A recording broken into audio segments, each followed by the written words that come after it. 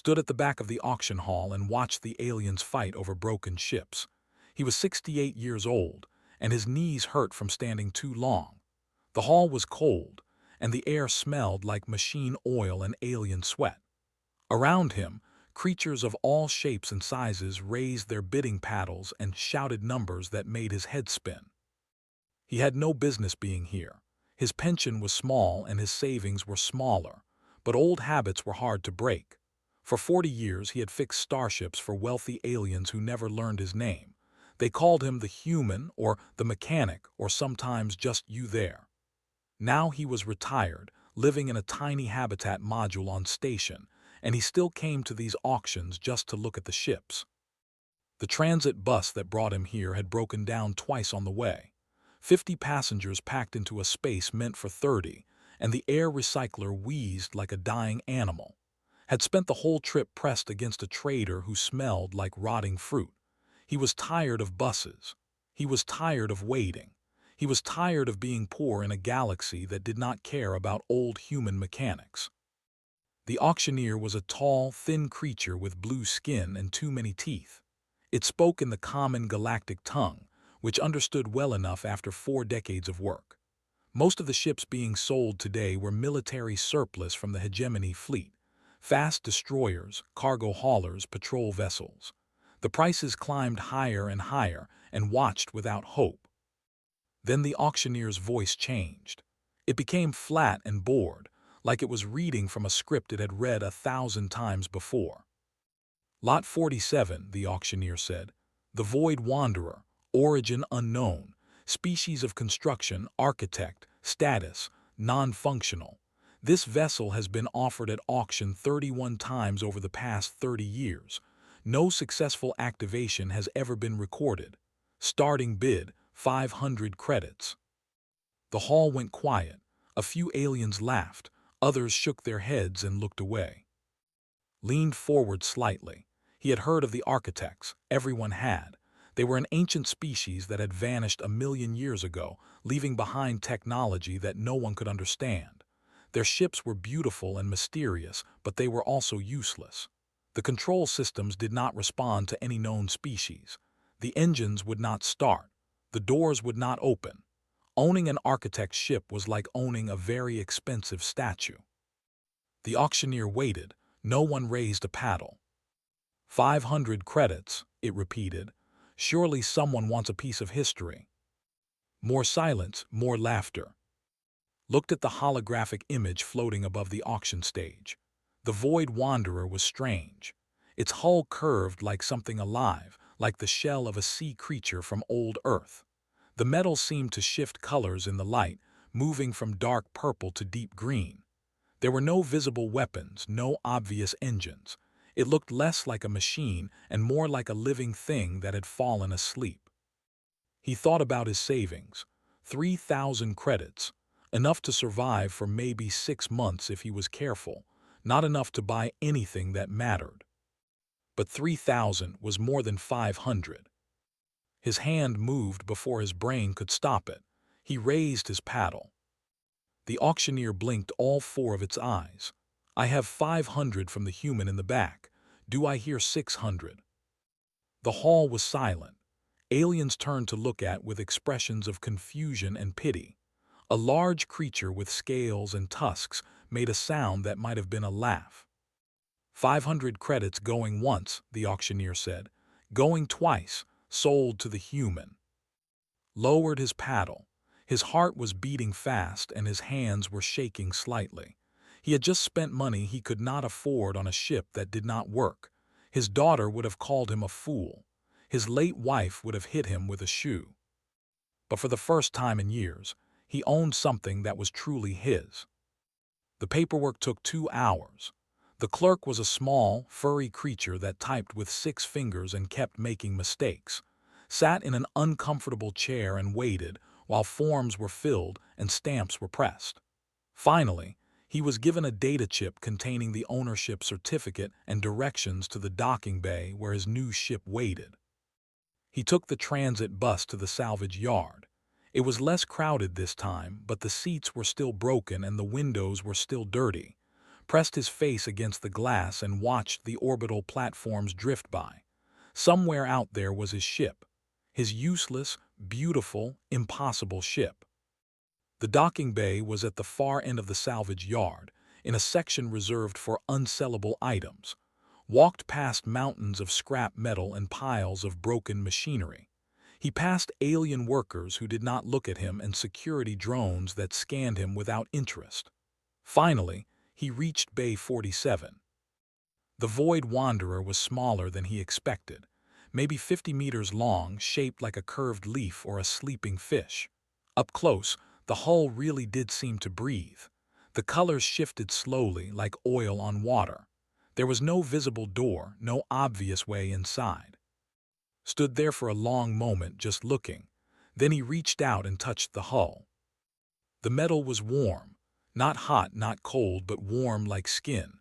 And as his fingers made contact, something happened. A seam appeared in the hull, running from top to bottom. The seam widened, and a door opened where no door had been before. Took a step back. His heart was pounding now. "Hello," he said, feeling foolish. There was no answer, but inside the ship, lights began to flicker. Soft, gentle lights that pulsed like a heartbeat. He thought about walking away. He thought about selling the ship to someone else, maybe for a profit. He thought about going back to his tiny module and pretending this had never happened. Instead, he stepped through the door. The inside of the ship was unlike anything he had ever seen. The walls curved and flowed like frozen waves. There were no sharp edges, no straight lines. Everything was organic, everything was smooth. The floor felt soft under his feet, like walking on thick carpet. The air smelled clean and fresh, better than any air he had breathed in years. As he walked deeper into the ship, more lights came on. Panels that had been dark for 1,000,000 years began to glow. Screens that had never shown images flickered to life with strange symbols he could not read. The ship was waking up. Found the bridge, or what he assumed was the bridge. There was a single chair in the center of a round room, facing a wide window that showed the stars outside. The chair looked comfortable. The chair looked like it had been waiting for someone. He sat down. The moment his body touched the chair, the entire ship hummed. Not a mechanical hum, but something deeper, something almost musical. The screens around him changed, and the strange symbols rearranged themselves into patterns that almost made sense. Almost. Put his hands on the armrests. Under his palms, he felt something like a pulse. The ship was alive, he realized. Not alive like an animal, but alive like a machine that had been dreaming for a very long time and was finally beginning to wake. He said quietly. I am a mechanic, I fix things. The ship hummed again. The lights grew brighter, and on the main screen words appeared, not in any alien language, not in Galactic Common, in Korean. Pilot recognized, welcome home. Stared at the screen for a long time. Then, for the first time in many years, he smiled. 3 days passed and did not leave his ship. He slept in the pilot's chair because he had not found a bedroom yet. He ate the emergency rations he had brought in his bag, dry crackers and protein bars that tasted like cardboard. He drank water from a tap that appeared in the wall when he said he was thirsty. The ship was learning to understand him, and he was learning to understand the ship. On the first day, he explored. The Void Wanderer was bigger on the inside than it looked from the outside. There were rooms that seemed to appear when he needed them and disappear when he did not. A storage bay materialized when he wondered where to put his tools. A bathroom revealed itself when nature called. The ship was not just alive, it was paying attention. On the second day, he started to work. This was what knew best. He had spent 40 years fixing ships, and even though this ship was beyond anything he had ever seen, the basic principles still applied. Power had to flow somewhere. Systems had to connect. Things that were broken needed to be made whole. The ship's engine room was beautiful and terrifying. The engine itself looked like a flower made of light, petals of energy folding and unfolding in slow motion. had no idea how it worked, but he could see that some of the petals were dim, flickering weakly where they should have been bright. He touched one of the dim sections, and the ship hummed sadly. "You are hurt," said. "Someone hurt you or you hurt yourself. It does not matter, I will fix you." He did not have the right tools. He did not have the right parts, but he had experience, and he had patience, and he had hands that had learned to feel what eyes could not see. He worked through the night, adjusting things he did not fully understand, following his instincts instead of manuals that did not exist. By the morning of the third day, two of the dim petals were glowing again. That was when Hana arrived. She came through the docking bay like a storm, her boots loud on the metal floor, her voice louder still. "Are you alive in there? The whole station is talking about you." Emerged from the ship, blinking in the harsh lights of the salvage yard. Hana stood with her hands on her hips, glaring at him. She was 34 years old, with short black hair and oil stains on her jacket. She ran an illegal parts shop on the lower levels of station, and she was the closest thing had to a friend. "I am alive," he said. "Why is the station talking about me?" "Because you bought an architect's ship, you old fool. Because the lights in that thing turned on for the first time in a million years. Because every alien with eyes saw you walk inside and not come out." Hana grabbed his arm and pulled him back toward the ship. Show me everything." Led her inside. Hana's anger faded quickly, replaced by wonder. She ran her fingers along the curved walls. She stared at the glowing screens. She stood in the engine room with her mouth open, watching the flower of light pulse and shift. "This is impossible," she whispered. "Architect technology does not work. Everyone knows this. Their ships are beautiful, but they are dead. They have been dead since before any living species was born." "This one is not dead," said. "It was sleeping. It woke up when I touched it." Hana turned to look at him. "Why you? Why not the hundreds of aliens who tried before?" "I do not know." She walked to one of the screens and touched it. Nothing happened. The symbols remained still, the lights remained dim. She stepped back and touched the same screen. Immediately, it brightened and showed a map of the ship's systems. "It only responds to you," Hana said slowly. "The ship chose you." They spent the rest of the day searching the ship's records. Hana was better with computers then, and she managed to find files that had been buried deep in the system. Most of the records were corrupted, broken by a million years of silence, but some pieces remained. The architects, they learned, had built their ships to bond with a single pilot. This was not a choice made by the ship. It was a choice made by something deeper, something built into the very nature of architect technology. The ship searched for pilots who matched certain criteria, patterns of thought and behavior that the architects valued above all else. "What criteria?" asked. Hana shook her head. "The records do not say, but think about it. Hundreds of aliens tried to activate this ship. Scientists, warriors, merchants, politicians. None of them worked. And then you come along, an old mechanic with dirt under his fingernails, and the ship opens like a flower. I am nobody special." "Maybe that is the point." Hana leaned forward, her eyes bright. "The architects vanished a million years ago. We do not know why. We do not know where they went. But they left their ships behind, waiting for pilots who would never come, waiting for someone like you." Thought about this for a long time. He thought about his 40 years of work, fixing ships that belonged to aliens who never thanked him. He thought about all the engines he had nursed back to health, all the hulls he had patched, all the systems he had coaxed into working for just one more flight. He had always treated machines with respect. He had always spoken to them like they were alive. Maybe that was what the architects valued. Maybe that was what their ships had been searching for. "There is something else," Hana said.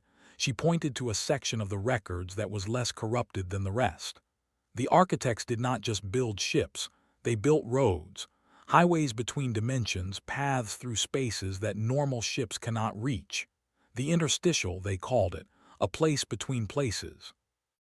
looked at the strange symbols on the screen, and this ship can travel there. If the records are correct, yes, but no one has used those roads in 1 million years. No one even knows if they still exist. Before could respond, the ship's lights flickered. A new screen appeared in front of him, glowing brighter than the others. Symbols arranged themselves into words, and a voice spoke for the first time. It was not a human voice. It was not any voice had ever heard. It was soft and deep, like the sound of wind through distant mountains, like the echo of waves on an empty shore. And yet he understood every word. Pilot recognized, the voice said. Occupation, mechanic. Specialization, repair and maintenance of spacecraft systems. Empathy index, high. Patience index, high. Care index, exceptional. And Hana exchanged glances. You have been waiting for me, said to the ship. I have been waiting for someone like you, the ship replied. Someone who understands that machines are not tools to be used and discarded. Someone who listens to engines and hears more than noise. The architects built us to find such people. They believed that the universe needed caretakers, not conquerors. Hana stepped back, her face pale. This is real. This is actually real. It is real, the ship confirmed. And now, pilot, we have much work to do. My systems require further repair. My engines need attention. And there are roads that have been closed for a very long time that may soon need to open again. Looked around the bridge of his ship. His ship. The words still felt strange in his mind. He was an old man with bad knees and a small pension. He had no grand ambitions, no desire for adventure. He just wanted to stop riding crowded buses and live out his remaining years in peace. But the ship was hurting. Its pedals were dim. Its systems were damaged, and had never been able to leave a broken machine unfixed. All right, he said quietly. I will need better tools and real food and probably some help. Hana sighed heavily, but she was smiling. Fine, she said. I will bring what you need. But if this gets me killed, old man, I am going to haunt you forever. Sat down in his pilot's chair. The ship hummed warmly around him like a cat settling into sleep. Outside the window, the stars waited, and somewhere in the distance, ancient roads lay hidden in the spaces between worlds, waiting for someone to walk them again. Welcome home, the ship said again. This time believed it. Word traveled fast on station. Within a week, everyone knew about the old human mechanic who had woken an architect's ship. The story spread through bars and markets, through docking bays and transit hubs. Some aliens laughed and called it a lie. Others grew quiet and thoughtful, and a few became very, very interested. Was one of the interested ones. He controlled the Hegemony Salvage Guild, which meant he controlled every auction, every scrapyard, and every piece of salvage that moved through this sector of space. He was large even by the standards of his species, a mountain of gray flesh with small, clever eyes. He had sold the Void Wanderer 31 times over the past 30 years, and each time the buyer had returned it, demanding a refund. The ship was famous for being worthless. It was famous for being a joke.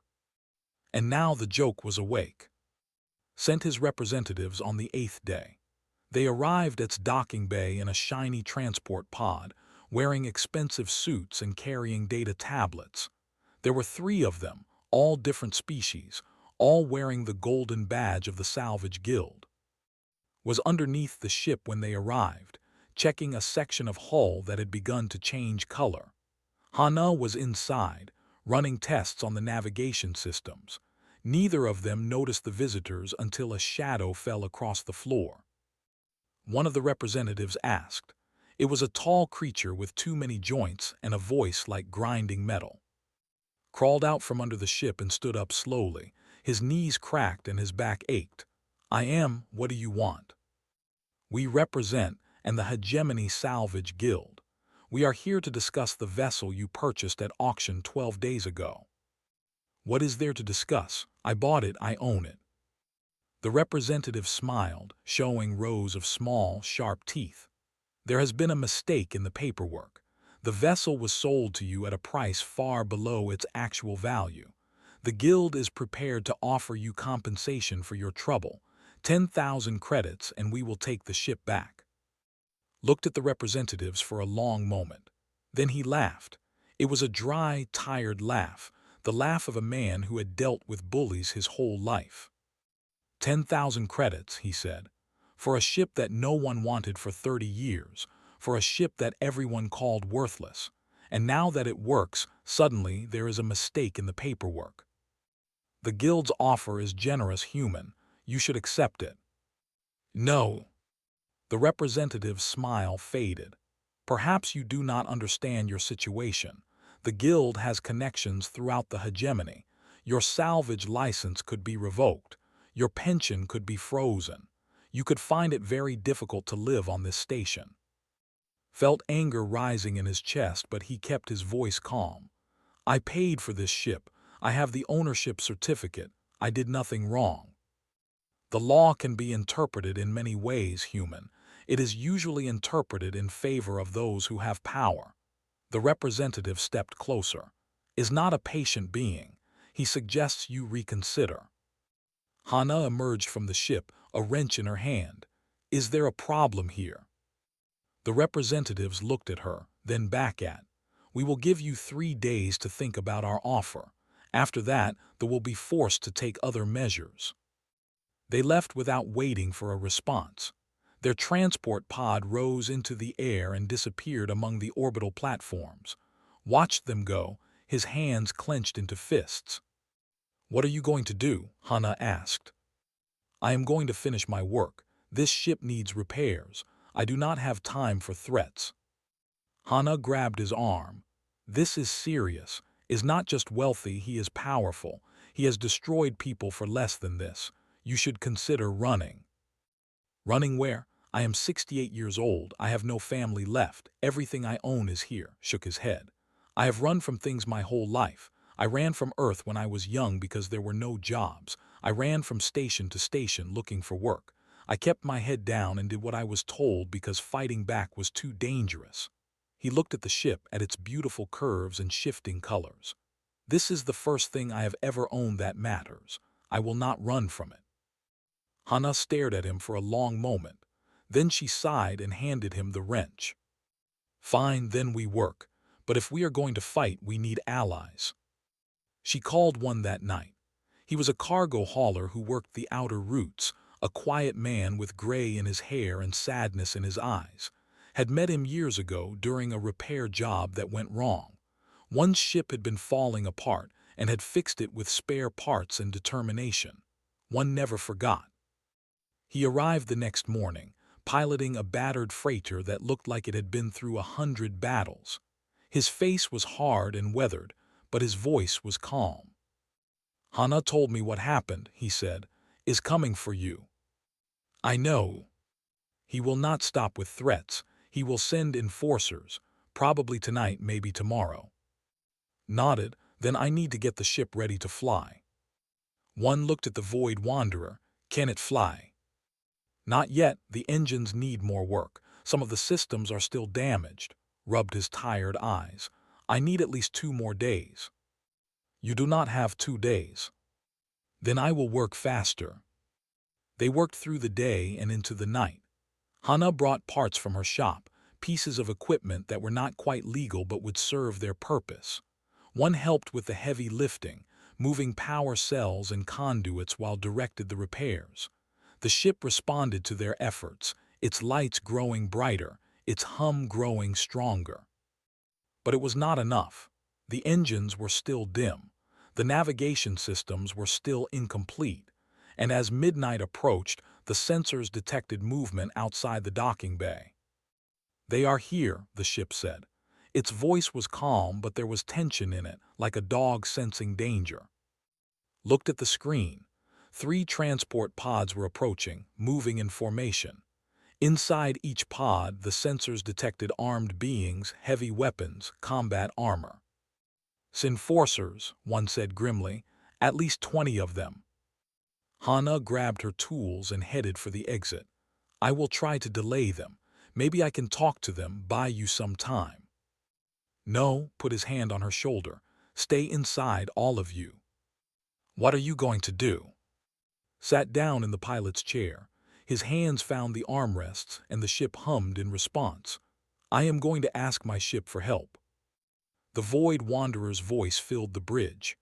Pilot, my combat systems have been offline for 1 million years. I do not have weapons. I cannot fight. I am not asking you to fight. I am asking you to protect. There was a pause. Then the ship spoke again, and there was something like hope in its voice. I understand. Defensive protocols activating.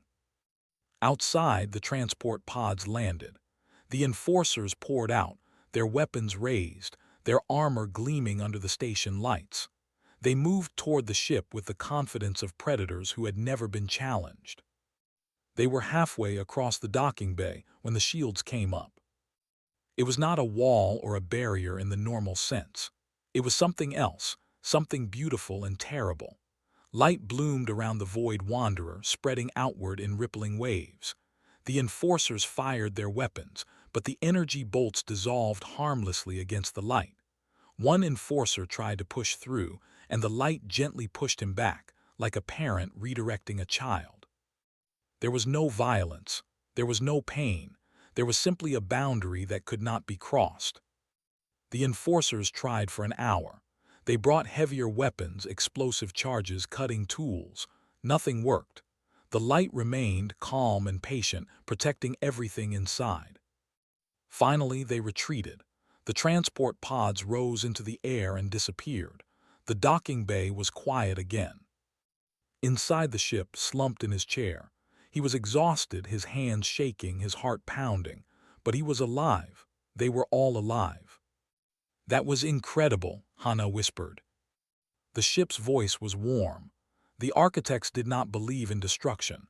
They believed in protection, in preservation, in the gentle art of keeping things safe. I cannot kill, pilot, but I can shield. I can endure. I can wait. One looked at the screen, where the retreating enforcers were visible as small dots of light. They will be back, will not give up. I know, said, but now we have time. He closed his eyes and listened to the ship's heartbeat. Tomorrow he would continue the repairs. Tomorrow he would find a way to escape. But tonight he was safe. Tonight he was home. The ship dimmed its lights, letting its pilot rest. Outside, the stars turned slowly, and somewhere in the distance, ancient roads waited in the darkness between dimensions. Dimensional jump available, the ship said quietly, when you are ready. Smiled in his sleep. Soon, he murmured, very soon. The Hegemony patrol fleet arrived at dawn. Woke to the sound of the ship's warning systems, soft chimes that grew louder and more urgent. He sat up in his chair and looked at the main screen. What he saw made his blood run cold. 12 warships floated in formation outside station. They were large and ugly, built for destruction rather than beauty. Their weapons were powered and ready, and their message was clear. The Hegemony was done playing games. Attention, human vessel, a voice crackled through the communication systems. This is Commander of the Hegemony Enforcement Division. You are ordered to surrender immediately and hand over the architect's ship. You have 5 minutes to comply. Hana and one rushed onto the bridge, still rubbing sleep from their eyes. They looked at the screen and went pale. We cannot fight that, one said quietly. We cannot even run. They will destroy us before we clear the station. Sat very still. His mind was racing, but his hands were steady on the armrests. Ship, he said. You mentioned dimensional jump. What does that mean? The ship's voice was calm, almost peaceful. The interstitial, the space between spaces, the roads that the architects built 1 million years ago. I can take us there, pilot, but I must warn you. No one has traveled those roads since the architects vanished. I do not know what we will find. Can the Hegemony ships follow us? No, their technology cannot access the interstitial. Only architect vessels can travel there. Looked at his friends. Hana was gripping her wrench so tightly that her knuckles were white. One stood with his arms crossed, his face unreadable. They had both risked everything to help him. He could not ask them to risk more. "You should leave," he said. "Take one's freighter and go. Tell them I forced you to help me. Tell them whatever you need to tell them. I will take the ship and disappear." Hana shook her head. "No. Hana, I am serious. This is not your fight." "It became my fight when I walked through that door." She stepped closer to him, her eyes fierce. "I have spent my whole life selling parts to aliens who look down on me. I have scraped and struggled and survived, but I have never truly lived. This ship, these roads, this is the most important thing that has ever happened, and I am not going to miss it because some old man thinks he needs to protect me." One nodded slowly. "She is right, we stay." The communication system crackled again. "You have 3 minutes, human. Surrender now or we will open fire." Took a deep breath. He looked at his friends, at the screens showing the enemy fleet, at the stars beyond. Then he made his decision. "Ship," he said, "take us to the interstitial." "Understood, pilot. Dimensional jump in 10 seconds." The hegemony ships began to move, their weapons charging with deadly energy. But they were too slow. The Void Wanderer's engine room blazed with light, all its petals blooming at once. Reality bent and twisted around the ship, colors that should not exist bleeding into colors that could not be named. And then they were gone. The interstitial was beautiful beyond words. They floated in a space that was not space. There was no up or down, no near or far. The darkness around them was filled with light, threads of energy that stretched into infinity like the roots of an enormous tree. The threads pulsed slowly, rhythmically, as if something vast and ancient was breathing in the distance. Hana pressed her face against the window. "What is this place?" "The roads between worlds," the ship said. "The highways that the architects built to connect all corners of the universe.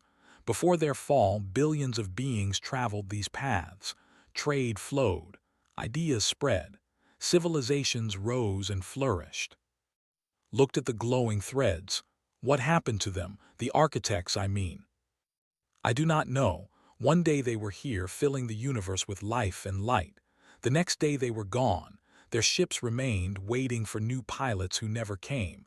The roads closed one by one. The universe grew smaller and darker." The ship paused. "Until now." They drifted for what felt like hours. Watched the threads pass by, each one leading to a different destination. He saw glimpses of other places through the light, worlds of ice and fire, cities of crystal and stone, oceans that covered entire planets. The universe was so much bigger than he had ever imagined. And then they found the others. They were architect ships, dozens of them, floating in the darkness like fish frozen in ice.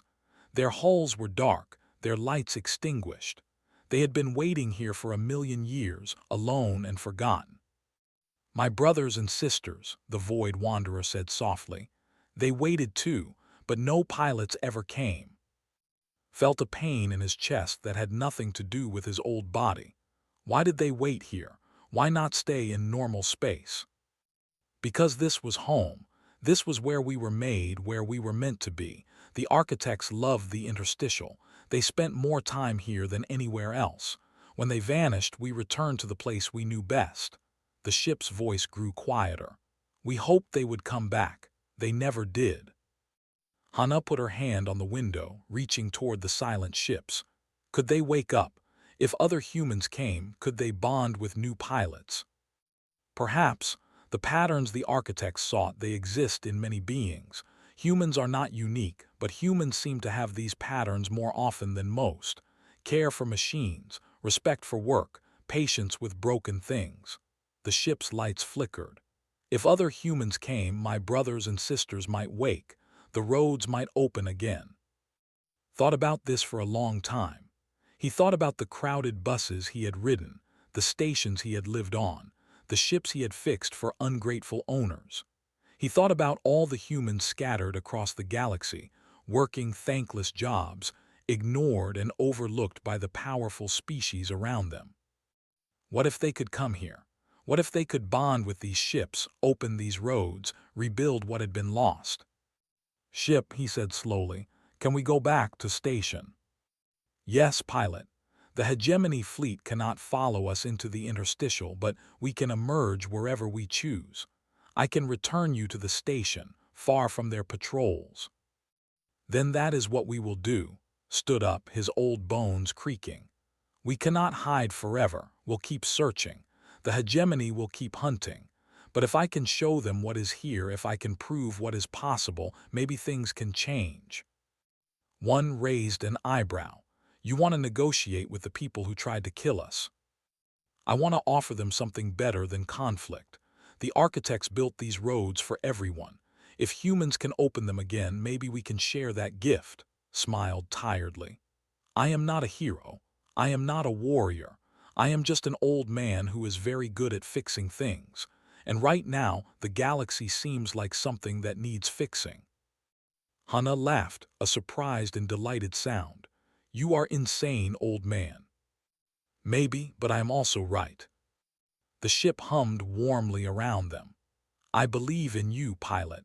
The architects chose their pilots carefully. They saw something in beings like you, something worth preserving, something worth waiting 1,000,000 years for. Put his hand on the control panel. Under his palm, the ship's heartbeat was strong and steady. "Take us back," he said. "Let us see if the galaxy is ready to listen." The Void Wanderer turned toward one of the glowing threads. Reality bent and shifted around them once more. And in the darkness behind them, one of the silent ships flickered, just for a moment, as if something inside had stirred. Perhaps it was imagination, perhaps it was hope. Or perhaps, after 1,000,000 years of waiting, the first architect ship had finally seen something worth waking up for. The Void Wanderer emerged from the interstitial directly above station, in a place where no ship should have been able to appear.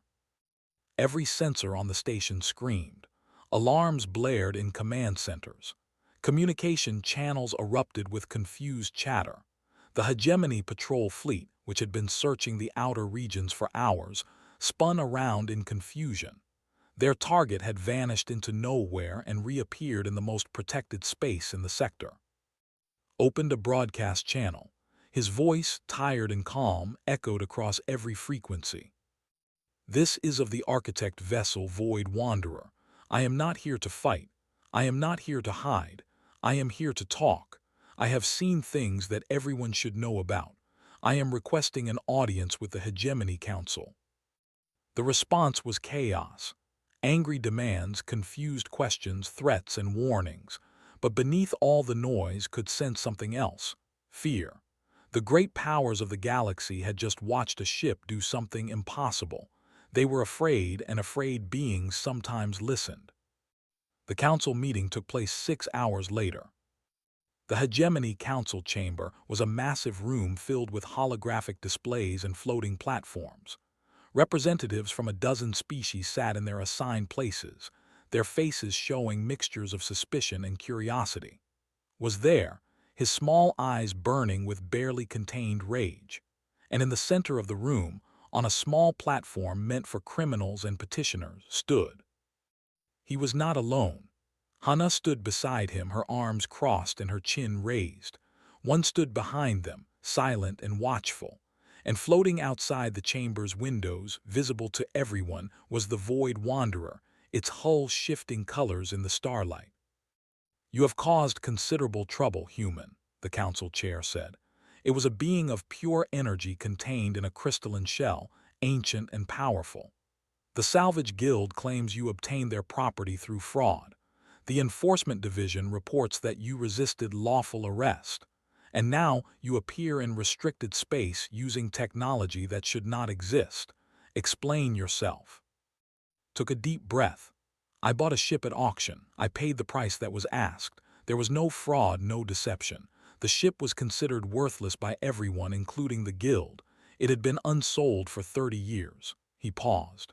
"The ship woke up for me because I am a mechanic, because I spent my whole life caring for machines, treating them with respect. The architects built their ships to find beings like me. That is all." Surged forward on his platform. "Lies. The human is hiding something. That ship is worth more than this entire station. He must surrender it immediately. The ship cannot be surrendered, said calmly.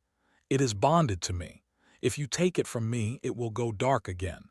It will become the worthless piece of salvage you thought it was. Then we will take you too.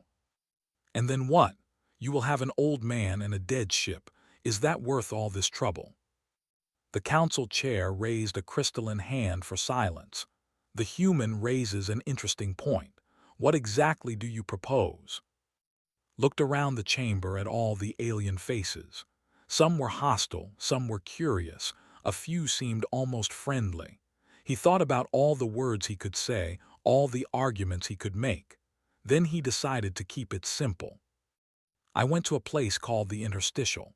It is a dimension between normal space, filled with roads that the architects built 1,000,000 years ago. Those roads can connect any point in the universe. Travel that takes months could take minutes. Trade that seems impossible could become easy. He paused. And there are other ships there, hundreds of them, all waiting for pilots. The chamber went completely silent. The architect's ships bond with specific types of beings, continued. Beings who care for machines, who treat technology as a partner rather than a tool. Humans seem to have this quality more often than most. If other humans were brought to the Interstitial, they might wake the other ships. The roads could open again. His voice was cold. And you want to control this. You want to become the master of these roads. No, shook his head. I am 68 years old. I do not want power. I do not want wealth. I just wanted a ship so I would not have to ride crowded buses anymore. A few aliens laughed, surprised by his honesty. But I have seen what is possible, and I think it would be a waste to keep it for myself. He looked at the council chair. I propose a partnership. Humans will help study the architect's ships and the interstitial roads. We will work as caretakers, not as owners. The roads will be open to everyone. Trade will flow. Ideas will spread. The galaxy will grow larger and brighter, the way the architects intended. And what do humans receive in return? The chair asked. Respect. His voice was quiet but firm. Humans have worked in your factories and cleaned your ships and fixed your machines for generations. We have been invisible. We have been ignored. We ask for nothing more than to be seen as partners rather than servants. The debate lasted for 3 hours, argued and threatened and demanded. Other representatives raised concerns about security, about control, about the dangers of unknown technology. But in the end, the logic was clear. The architect roads were too valuable to ignore, and only humans seemed able to wake the ships. The vote was 12-2 in favor. Sunyi, a human diplomat who had been watching from the gallery, stepped forward with a formal agreement. She was 52 years old, with sharp eyes and a calm voice. She had spent her career fighting for human rights in a galaxy that often forgot they existed. This moment was everything she had worked for. The agreement is simple, she said. Retains ownership of his vessel. Humans will be recruited and trained to bond with other architect ships.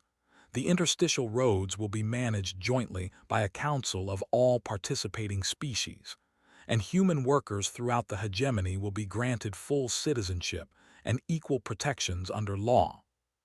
The council chair examined the document and nodded. This is acceptable. The agreement is. Stormed out of the chamber without a word, watched him go and felt nothing. The had lost, and his anger would fade with time. What mattered now was the future. 6 months later, sat in the pilot's chair of the Void Wanderer and watched the stars through his window. Hana was in the engine room, arguing with 2 new engineers about the proper way to tune a dimensional drive. One was in the cargo bay, supervising a shipment of medical supplies bound for a colony 3 galaxies away. The ship was busy, humming with life and purpose. Other architect ships had woken. Dozens of humans had traveled to the interstitial and bonded with the ancient vessels. The roads were opening one by one, and the galaxy was changing faster than anyone had expected. Trade routes that once took years now took days. Species that had never met were suddenly neighbors. The universe was growing smaller and larger at the same time. Did not pay much attention to the politics. He let Suni handle the diplomats and negotiators. He let Hana manage the technical teams. He just flew his ship, carrying passengers and cargo along routes that no one else could travel. A young alien passenger approached him, a small creature with big eyes and a nervous manner. It was making its first trip through the interstitial, and it seemed both terrified and amazed. "Excuse me, sir," it said. "May I ask you a question?" Nodded. "Why do you do this? You could be rich, you could be powerful, but you just fly back and forth carrying people and things. Why?" Thought about the question for a long moment. He thought about his 40 years of fixing ships, his tiny pension, his crowded apartment on station. He thought about all the buses he had ridden, packed with passengers, breaking down every few hours. "I fixed ships my whole life," he said finally. "Now I get to fly one, and nobody has to stand on a crowded bus for 6 hours anymore." He smiled at the young alien. "Is that not enough?" The alien considered this, then smiled back. "I think it is, sir. I think it is." The Void Wanderer hummed contentedly as it slipped between dimensions. Outside the windows, the glowing threads of the interstitial stretched into infinity, roads to everywhere and nowhere. Inside, the pilot sat in his chair and drank cheap instant coffee, surrounded by friends he had never expected to find. He was 68 years old. He had bad knees and a small pension. He owned a ship that had been waiting for him for 1,000,000 years.